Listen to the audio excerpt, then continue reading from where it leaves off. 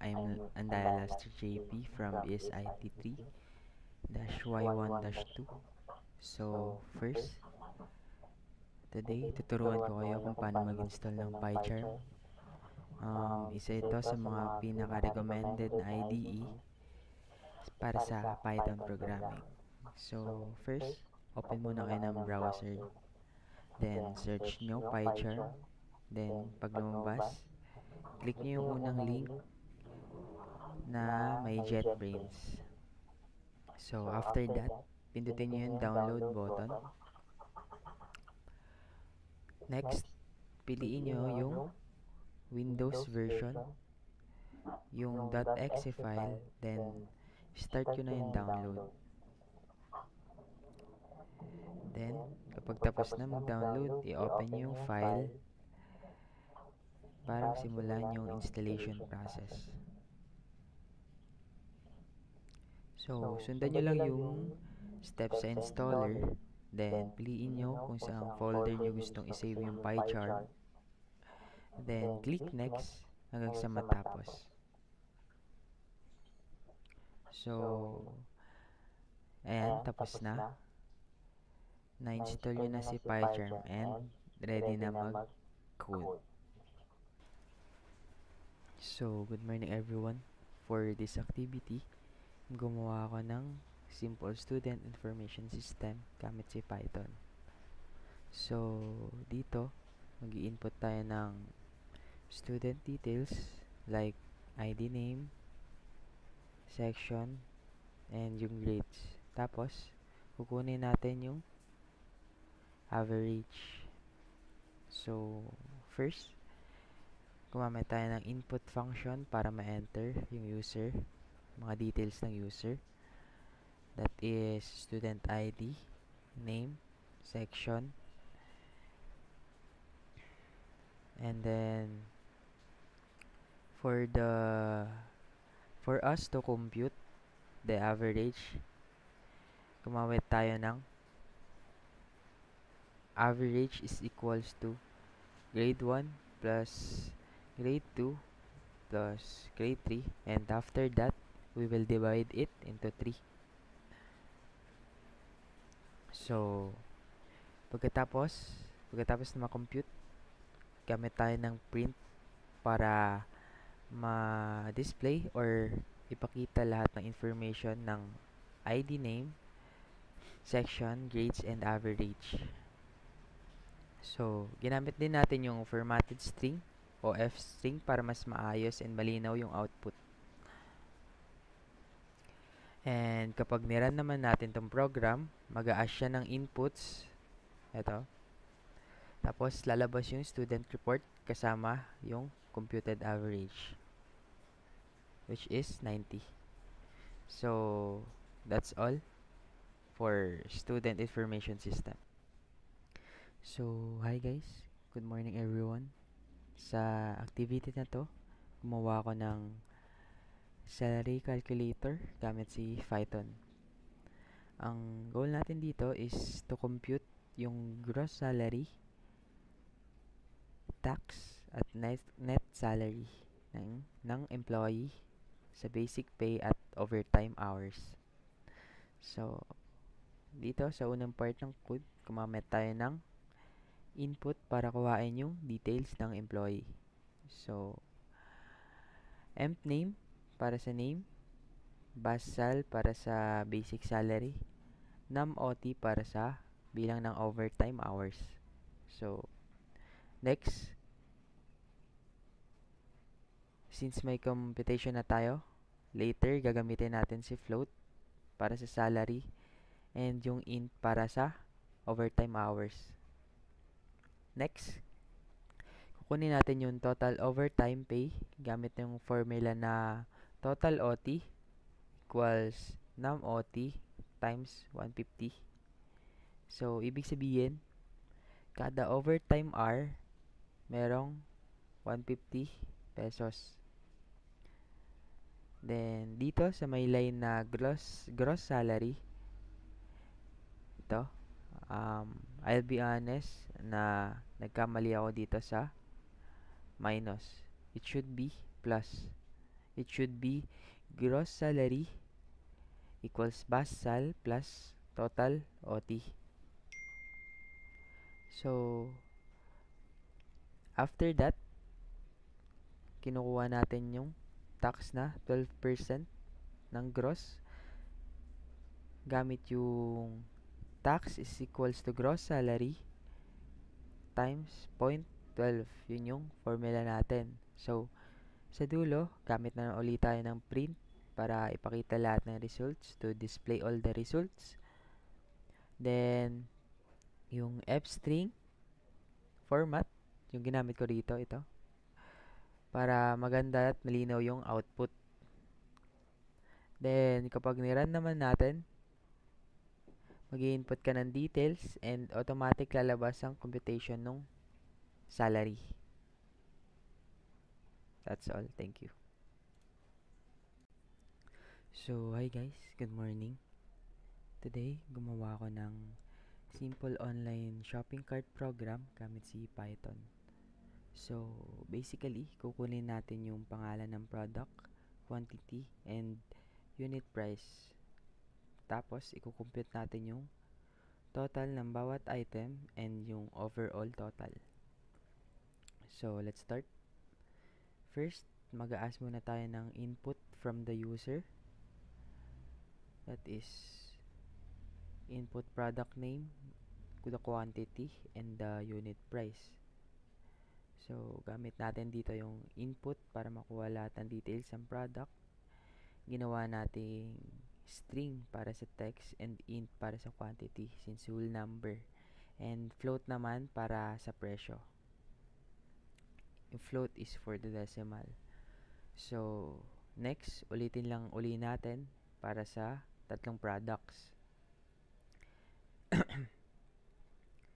And then, next is i-compute natin yung total price ng bawat product. Dito, minultiply lang natin yung quantity sa unit price. Ito. And after that, kukunin natin yung overall total, which is overall tol equals to total 1 plus total 2 plus total 3. And then, after nyan, ipiprint na lahat ng details para makita ng user yung breakdown ng cart. So, gumamit tayo dito ng f-string para maayos yung format. And itong 0.2f na to is for the decimal places. So, here's the final output. And that's all. Thank you. So, hi guys. Good morning. Today, gagawa tayo ng leap year checker gamit ang Python. So, dito, malalaman natin kung yung isang year ay leap year or hindi. So, first, mag-a-ask muna tayo ng year mula kay user. So, year equals to int input, enter a year. So, inamit natin yung int kasi number or integer yung year na kailangan. So, next, check natin kung leap year ba siya gamit si if-else statement. So, ano ba ibig sabihin nito? Ibig sabihin ng year percentage 4 is equals 0. Ibig sabihin nun, divisible by 4 yung year. And year is equals to, or rather, year is rather percentage 100. Ito, exclamation equals 0. Yung ibig sabihin yan, hindi siya divisible ng 100. So, next condition is or. Ginagamit siya kung divisible ng 400 sa leap year natin. So, in short, may dalawang condition para maging leap year. Divisible by 4 pero hindi by 100. O kaya, divisible by 400 yung condition natin. So, next naman, kapag totoo yung condition, magpiprint siya ng leap year. Or else, kapag hindi, magpiprint siya ng not leap year. So, that's how simple this leap year checker works. So, sana naiintindihan nyo yung tutorial ko. Thank you. So, hi guys. Today, gumawa ako ng triangle identifier gamit si Python. So, dito, alamin lang natin kung anong klaseng triangle yung mabubuo sa tatlong sides. Kung equilateral, isosceles, or scalene. So, first step, mag-ask muna si user ng tatlong triangle. Kinamit natin ulit si int kasi length ito ng sides na puro numbers.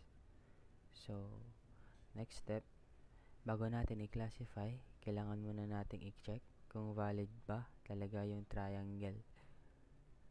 Kasi may triangle rule tayo na nagsasabi na the sum of any two sides must be greater than the third side. So, kapag valid, saka na natin malalaman kung anong klaseng triangle. So, if side 1 is equals side 2 equals side 3, print equilateral. So, pag equilateral, lahat ng sides is equal. And if isosceles naman, dalawang sides ang equal. And kapag scalene naman, lahat ng sides ay magkakaiba. So, step 4, kung hindi naman valid, magpiprint siya ng not a valid triangle. So, kung invalid siya, magpiprint siya nito. Ganun lang kasimple yung triangle identifier. So, here's the output. So, if the sides are all equal, magpiprint siya syempre ng equilateral.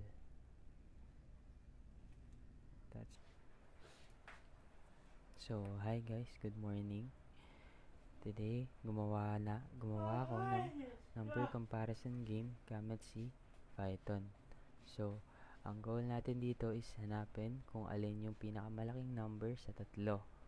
Tapos, i-check kung even or odd to.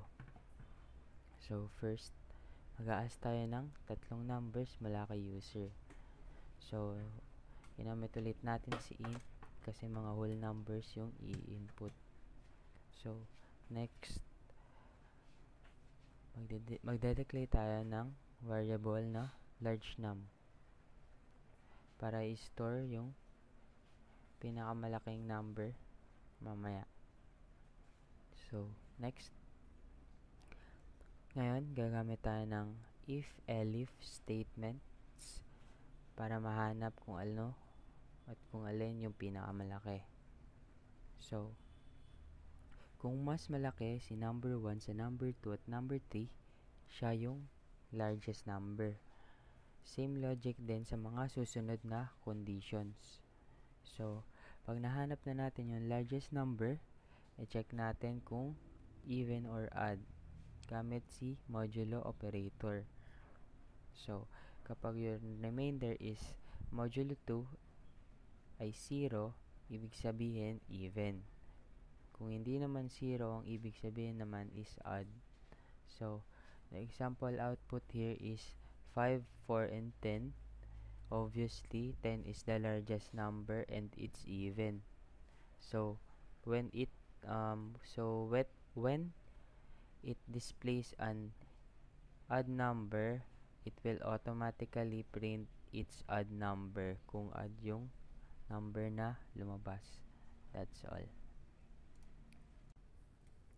So, hi guys, good morning. Today, ipapakita ko sa inyo yung ginawa ko na hospital admission and billing system gamit si Python. So, dito, pwede tayo mag-input ng patient details, vitals, and charges. Tapos, automatic niyang ika-calculate yung total bill and magdi-display siya ng status ng pasyente. So, first, yung unang part ng program is yung pagkuha ng patient info. So, dito, hinihingi ng program natin yung ID, name, and age ng patient. So, next, kukuhain naman natin yung hospital details. So, ibig sabihin, dito natin ilalagay kung ilang araw nagstay si patient, ilang lab test yung ginawa, and magkano yung medicine fee, and kung may operation ba or wala. So, then, ilalagay natin yung vital signs. So, ito yon. Then, ito yung gagamitin natin para malaman kung normal ba o kailangan ng monitoring yung pasyente. So, next, depende sa room type, depends sa room type, may corresponding rate yung room type. So, mas mataas ang rate kapag mas private or ICU. So, next, ngayon, i-compute natin lahat ng changes. So, after that, may mga discounts din na depende sa age or total bill. Dito, ito yung mga discounts. After that, kukuhain natin yung total bill, which is ito. Then, next, may health check section din para makita kung okay ba yung vitals, which is ito. Then, ganun din sa blood pressure and heart rate. Lalabas kung normal or high or low. Ito. This section. Then, finally, ipiprint natin lahat ng value or display. Di-display natin lahat. So, ito yun.